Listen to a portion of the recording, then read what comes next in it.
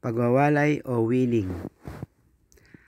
Sa araw ng pagwawalay, siguraduhin natin na mabigyan siya o ma-injectionan siya ng vitamin B complex. Ito ay food supplement na makakatulong sa kanya para sa kanyang anti-stress. Ang timbang ng mga biik nito ay umaabot ng 7 kilogram hanggang pataas.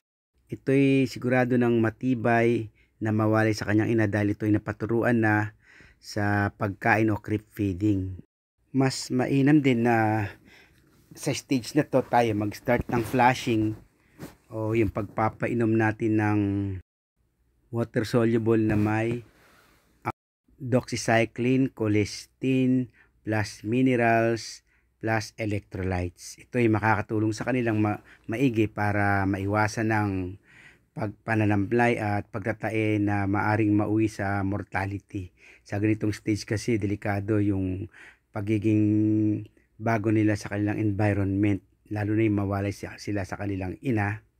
Kaya medyo risky o delikado ang ganitong stage, kaya dapat nating bantayan maigi ang kanilang kalagayan. Kaya mainam na magbigay tayo ng food supplement at saka yung nararapat na gamot gaya ng nabanggit ko. In short, yung Aquadox, kaya Aquadox, Bekenemen, yun lang.